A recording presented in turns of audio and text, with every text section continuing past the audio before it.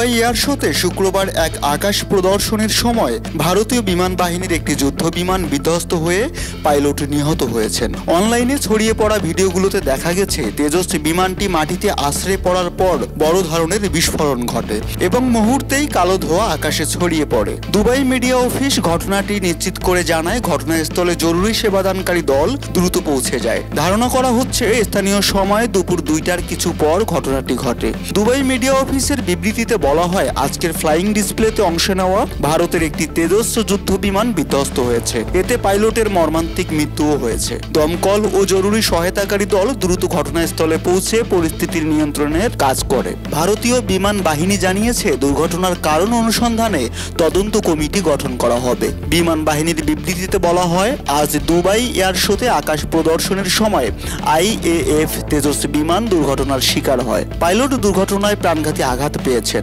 আমরা গভীরভাবে শোকাহত এবং এই দুঃখের মুহূর্তে নিহত পাইলটের পরিবারের পাশে রয়েছি। দুর্ঘটনার কারণ নির্ধারণে একটি তদন্ত আদালত গঠন করা হচ্ছে। শুক্রবার ছিল এ বছরের দুবাই এয়ার শো এর শেষ দিন। বিশ্বের অন্যতম বৃহৎ এই এভিয়েশন ইভেন্টে প্রায় 1.5 লাখ দর্শনার্থীর উপস্থিতি প্রত্যাশা করা হয়েছিল।